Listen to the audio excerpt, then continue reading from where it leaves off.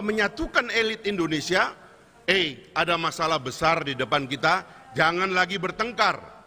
Mari kita song-song masa depan Indonesia dan kesempatan Indonesia menjadi bangsa besar. Assalamualaikum warahmatullahi wabarakatuh. Kembali lagi di Portal Politik, channelnya membahas semua intrik-intrik politik. Ya, kali ini kita akan membahas terkait dua argumen yang sangat-sangat bertentangan antara Amin Rais dan Bang Fahri Hamzah. Ya, kalau dilihat dari statement-statementnya, Amin Rais sangat-sangat mengkritik keras Presiden Joko Widodo, namun berbanding terbalik dengan Fahri Hamzah yang justru mengungkapkan sisi baik atau sisi positif dari Presiden Joko Widodo yang memang ini tidak bisa dibantahkan. Ini adalah fakta yang real, fakta dan datanya sangat jelas, bukan opini semata, namun ini adalah fakta yang terjadi di lapangan yang kemudian diungkapkan oleh Fahri Hamzah. Berbeda dengan Amin Rais, beliau mengatakan secara menggebu-gebu bahwa Presiden Joko Widodo adalah presiden terburuk di Indonesia, bahkan beliau menyebutnya Mukidi Mulyono. Namun saya meragukan keabsahan data beliau. Parameternya dari mana? Presiden terburuk Republik Indonesia. Justru yang saya lihat di lapangan, Presiden Joko Widodo ini sangat disegani oleh pimpinan dunia lain dan sangat dicintai oleh rakyat Indonesia. Contoh saja, Presiden Joko Widodo ketika diundang ke forum dunia selalu duduk di barisan paling depan. Ini menandakan bagaimana Indonesia dihormatinya di era kepemimpinan Presiden Joko Widodo yang sempat diragukan dan bahkan terus dikritik hingga akhir masa jabatannya. Contohnya Amin Rais yang memang mengkritik, kalau saya bilang sedikit offside, karena memang beliau mengkritik tidak pada tupoksinya. Dalam artian ini bukan kritik kebijakan, tapi ini melebar kepada, mohon maaf, seperti ujaran kebencian. Sekali lagi saya memohon maaf, namun ya begitulah kesannya, jadi sangat negatif sekali. Oke, tanpa berlama-lama langsung saja kita saksikan bersama-sama informasinya. Saya lebih baik mengatakan Pak Prabowo, Jokowinomics itu adalah, kalau kita mau lengkapkan, karena di antara semua anggota kabinet yang saya lihat agak matang memberikan argumen kepada apa yang dilakukan oleh Pak Jokowi, maka Jokowinomics adalah Prabowonomics.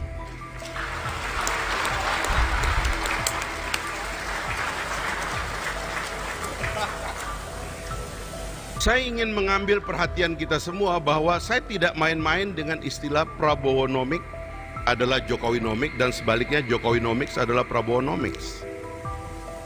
Karena tahun 2019 ketika Pak Prabowo memutuskan dan Pak Jokowi memutuskan adanya rekonsiliasi nasional, bersatunya dua kekuatan yang berseteru berkali-kali, ternyata pada waktu itu belum ada COVID, pada waktu itu kita belum tahu akan ada perang Rusia-Ukraina, pada waktu itu ketegangan Laut Cina Selatan atau krisis ekonomi belum seperti sekarang melanda beberapa dunia. Tetapi kemudian alhamdulillah dua tokoh terpanggil jiwanya untuk mau duduk bersama dan melakukan rekonsiliasi besar, sehingga terjadi kekompakan yang luar biasa yang menyebabkan kita lolos dari krisis, menghadapi COVID, bahkan sekarang ini kita menghadapi ancaman dari adanya instabilitas global karena perang, adalah karena dua orang ini menurut saya mendapat hidayah dari Allah untuk menyatu. Itu tidak gampang, Pak, dan jangan dianggap main-main. Kita sebagai bangsa ini punya catatan. Pak Prabowo tadi juga mengatakan kita kurang menghargai orang dan sebagainya, ada catatannya. Bahkan saya mengatakan, saya melihat di dalam sejarah dari generasi ke generasi kepemimpinan terputus. Bahkan kalau dari zaman penjajahan dulu atau dari zaman feodal dulu, bahkan sisa-sisa kerajaan kita hilangkan. Dari penjajahan dulu, kemarin saya lihat ada riset di media tentang kenapa sisa-sisa Belanda di Indonesia nggak ada. Bahasanya tidak dipakai, padahal katanya menjajah 350 tahun. putus. Orde lama ke orde baru, putus. Presidennya juga dalam pesakitan. Orde baru, putus. Kita tahu, kita mau menghapus seolah-olah Pak Harto, Bung Karno nggak ada jasanya. Kepemimpinan seterusnya juga demikian, putus. Bahkan sekarang dalam situasi kebebasan ini, kita mengentertain kebebasan untuk melanggengkan konflik.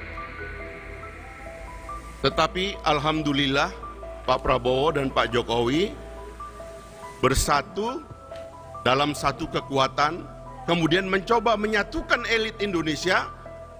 Ada masalah besar di depan kita, jangan lagi bertengkar. Mari kita song-song masa depan Indonesia dan kesempatan Indonesia menjadi bangsa besar. Jadi koalisi Pak Prabowo dengan Pak Jokowi bukan insiden. Dia adalah monumen yang harus dirayakan dan dipertahankan. Saya ini generasi yang suka bertengkar, pemberontak juga. Ini gara-gara suka dengar pidato Pak Prabowo juga dulu. Tapi sebagai generasi muda saya juga ngeri juga. Kalau kita mengentertain pertengkaran ini terus-menerus secara dangkal, orang lain sudah kemana, kita akan kemana. Jadi menurut saya, karena itu saya ingin Jokowinomics adalah Prabowonomics. Karena rekonsiliasi telah terjadi. Dan saya ingin mengucapkan terima kasih kepada Pak Jokowi juga. Secara langsung atau tidak langsung, menginspirasi kembalinya koalisi besar. Saya pernah bertemu dengan Pak Jokowi dan mengatakan, Pak, dari Pak Harto ke kita putus, Pak. Bahkan juga dari Bung Karno putus. Waktu Pak Harto turun tidak ada proses pewarisan yang mantap, sehingga kita bertengkar. Generasi kami angkatan 98 tidak paham dengan orang-orang tua kita, sehingga kita bertengkar, pecah kita. Kita mulai banyak hal dari nol.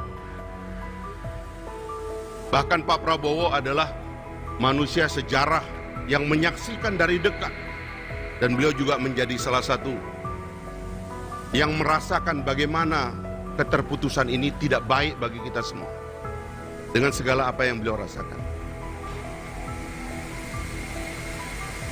Kemudian kita melihat contoh di negara di sekitar kita, Pak. Tadi kita lihat Pak Harto. Kita lihat Pak Mahathir di Malaysia. Ada forum seperti ini, forum UMNO, Barisan Nasional. Orang-orang nangis minta beliau terus. Tapi beliau tanpa mempersiapkan satu kaderisasi dan regenerasi, beliau mundur. Ketika mundur, semua penggantinya dikritik. Yang mengantarkan beliau suatu hari kembali menjadi Perdana Menteri. Dan berakhir begitu cepat. Jadi tidak ada proses yang mulus. Mudah-mudahan Pak Anwar sekarang yang mimpin bisa memimpin rekonsiliasi bangsanya. Karena hasrat untuk bertengkar ini kuat di kita, Pak. Terutama anak-anak muda nih, pengen bertengkar aja kerjaannya. Nah, ada contoh Lee Kuan Yew yang mengatur. Waktu Gocok Tong, kemudian Chin Lung, mulus berjalan. Ada visi tentang keberlanjutan. Ada gagasan tentang bahwa kita memang punya perbedaan, tetapi tujuan besarnya tidak boleh hilang. Indonesia emas tetap ada di depan mata kita, dan kita tidak boleh bertengkar tentang Indonesia emas. Tadi Pak Amran mengatakan superpower baru, kebetulan Gelora pakai superpower baru, Pak. Ya mirip-mirip lah itu. Jadi menurut saya 2024 menurut saya pikiran besarnya yang tadi sudah diungkapkan oleh Pak Prabowo harus menjadi pikiran bersama. Kita tidak boleh lagi memberikan kesempatan kita karena ingin bertengkar atas nama demokrasi liberal, lalu kita rusak semuanya dan ingin semua mulai dari nol. Tidak kita izinkan itu. Yang terakhir saya ingin bilang begini, Pak Prabowo. Waktu saya kecil, Pak, saya suka berantem. Dan kalau berantem kadang-kadang di pinggir hutan, Pak. Sampai capek saya berantem dengan teman saya itu. Kadang-kadang saya berpikir sebagai anak kecil, mudah-mudahan ada orang yang lewat melerai kita karena kita sudah capek. Jadi saya merasa Pak Prabowo ini ada di depan kita sekarang, Pak. Saya ingin menjadi yang melerai pertengkaran kita.